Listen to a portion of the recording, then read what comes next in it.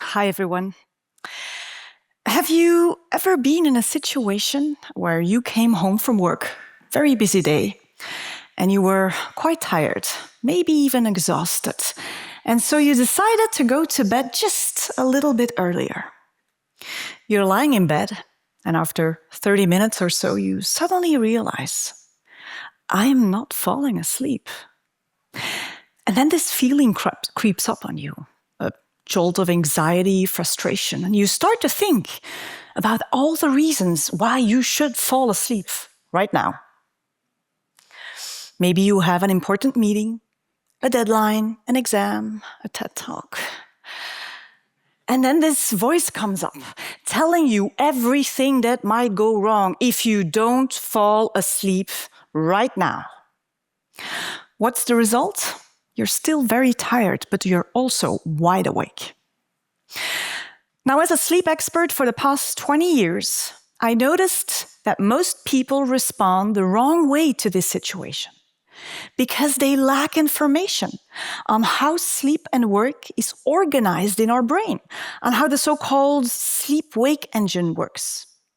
Because if you understand this mechanism, it will be much easier for you to figure out yourself what you can do in your specific situation. So, let's pop the hood of the car and have a look at that engine. Now imagine that in your brain you have a little balance. In science, we call this a flip-flop of sleep and wake. And on one side of the balance, you have a stress system. Compare it to the gears of a car.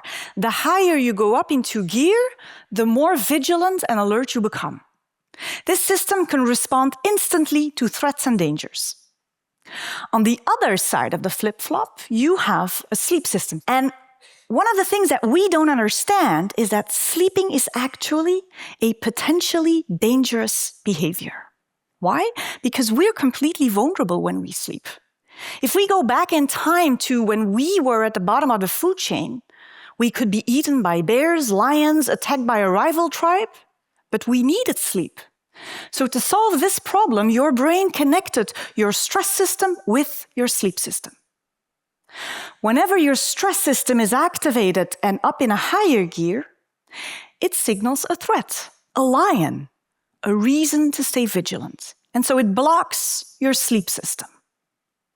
So if you have sleep troubles, the first thing you should always check is, where am I with regard to my stress system? In which gear am I? Now, during the day, we encounter what I like to call mental and emotional lions. Worries, deadlines, fears, conflicts, and they put our stress system up in a higher gear, luckily. Because thanks to that stress system, we can actually perform, react, do something with these lions. However, our brain is not made to stay in sixth gear all day long. We need rest. We need breaks so we can recover. Any athlete knows this. Training needs to be followed by recovery. But the same goes for mental performance. When I evaluated brain functioning of insomnia patients, I noticed that it took them much more time, but also much more effort to go from a high gear to a low gear, to go from very vigilant to relaxed or from relaxed to sleep. It was as if their stress system had become rigid. So here's a piece of advice. Try to change your stress level as much as possible during the day. This will keep the mechanism smooth and flexible. So even if you say, I only have 10 minutes, use those 10 minutes. Go down into gear, relax, take a break. Allow yourself some recovery time. Do not stay productive all day long. It's impossible. If you make a habit out of that, you will notice that it becomes much easier to go down into gear at the end of the day. Because then, especially in the evening, we have to take the exit of the mental highway, as I like to call it. And for that, we need time, not 15 minutes. Most of us need 1-2 hours, sometimes more. But it's not just time. What we do also matters. Because sometimes people tell me, yeah, I do it, doesn't work. But then I hear stories such as I'm watching TV, and then there's a message, so I respond, and then my eye caught a message on social media, so I scroll for a while. Then I go back to the TV, and then my mind pops to something else, and then I check my emails, and this is not taking the exit of the mental highway. Sometimes this is just going back up the mental highway. So be more conscious of what you do when you try to relax in the evening. Engage in single-tasking activities. Whatever helps you to really disconnect from your responsibilities and tell your brain, there are no lions. I am safe.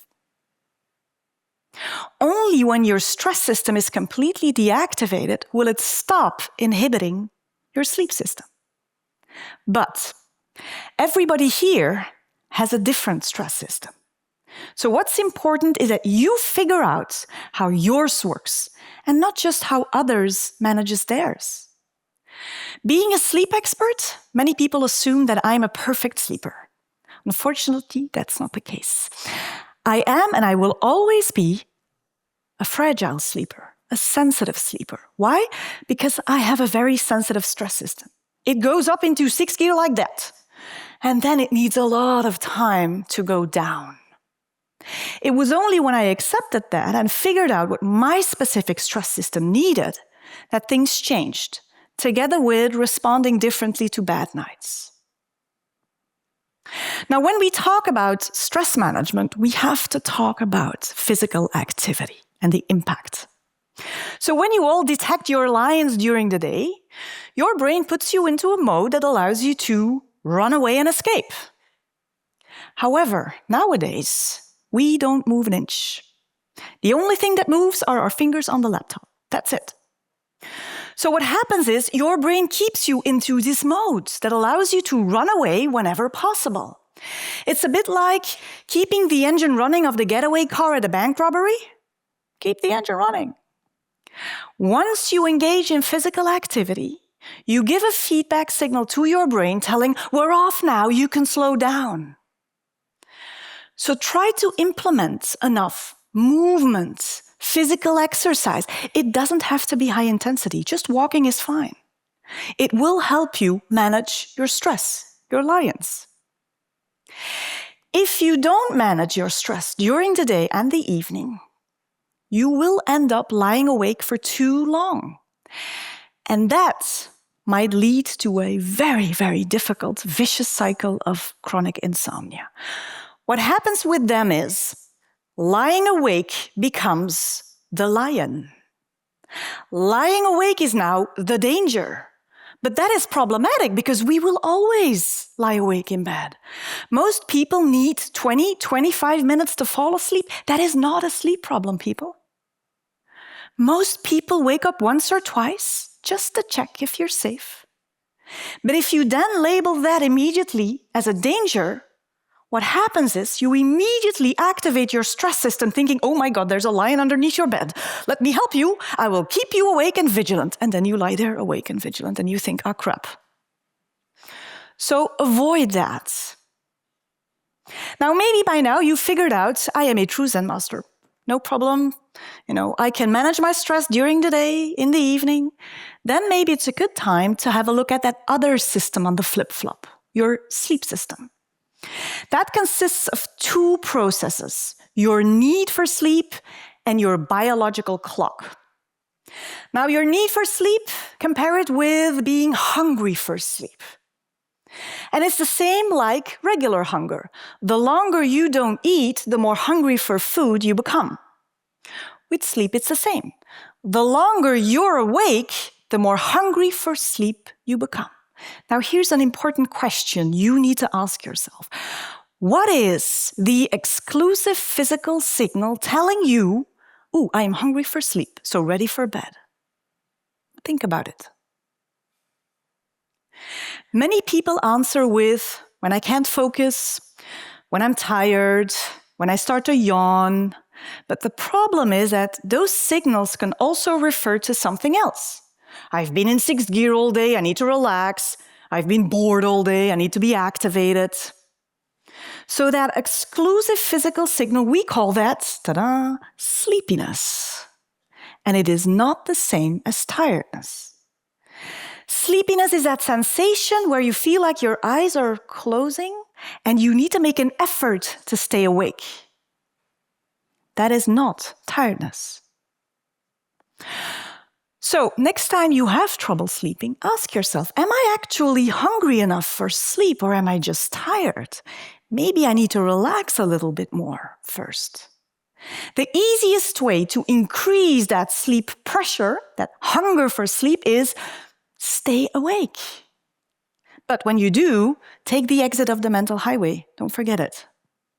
What are side effects of a heightened sleep pressure? 1, you fall asleep quicker. 2, you go to deep sleep quicker. And 3, it takes more time before you wake up the first time. Now, those are interesting side effects. Now, let's have a look at the biological clock. This is a marvelous mechanism. It is your guru of time management. It is your structure junkie. And it's not just responsible for sleep. No, it regulates a lot of functions in your body: digestion, temperature, hormone production. But it wants to know 24 hours in advance what you do and when you do it. And then it makes a 24-hour automatic program that can roll out. For sleep, it knows it's potentially dangerous, so it will look out for signals telling if it is safe enough to feel your need for sleep. So it decides when you can feel your hunger for sleep. Signals like light, darkness, physical activity, food intake, body temperature, those things. For example, it is dark, you're physically inactive, and your body temperature is slightly dropping. Then the biological clock says, okay, this is nighttime, you're safe in your cave, the lions are asleep. This is a good time to feel if you're hungry for sleep. And so it produces melatonin, a darkness hormone. Melatonin doesn't create sleepiness. No. It actually allows you to fully feel the sleepiness that is already present in your body, that hunger for sleep.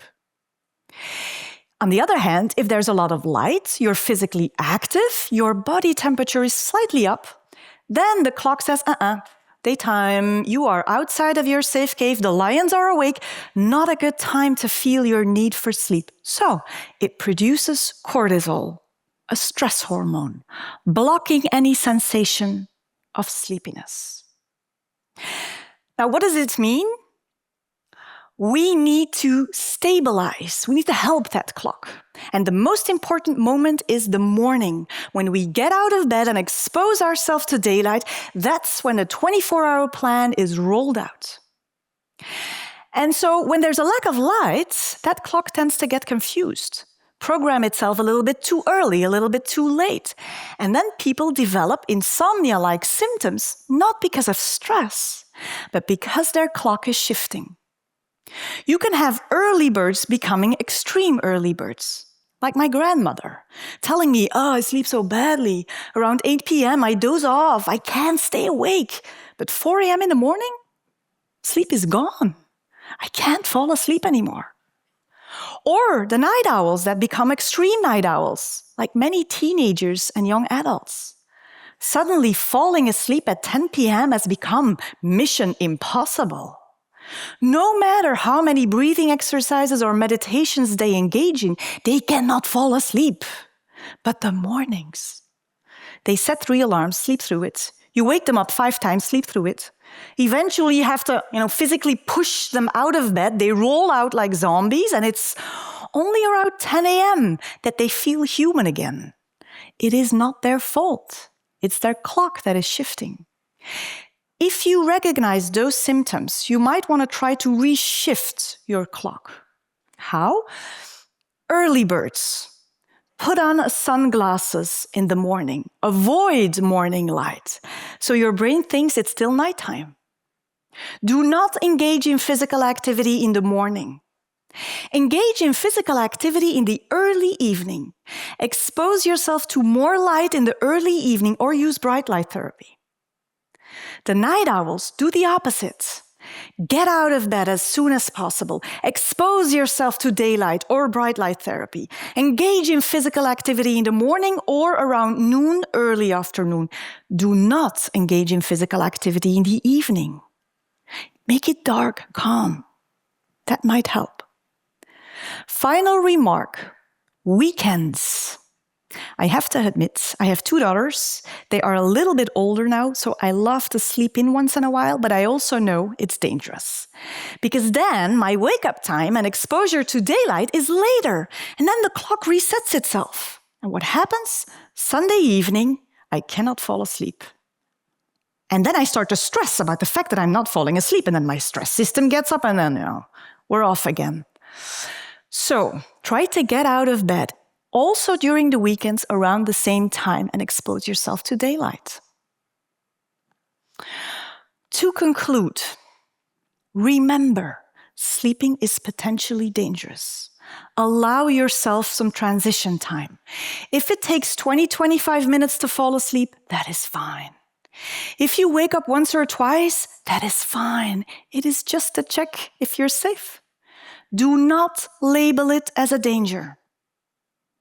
If stress is the issue, deal with the stress, not your sleep.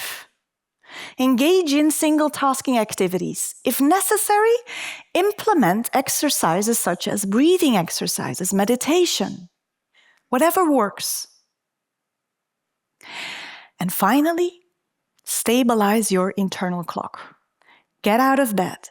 Expose yourself to daylight and as much as possible during the day, because the more you've been exposed to light during the day, the less sensitive you become to it in the evening. And in the evening, dim the lights, make it dark, calm. Let everything tell your brain, I am safe in my cave. The lions are asleep. Maybe it's time for me to feel if I need sleep as well. Sleep tight.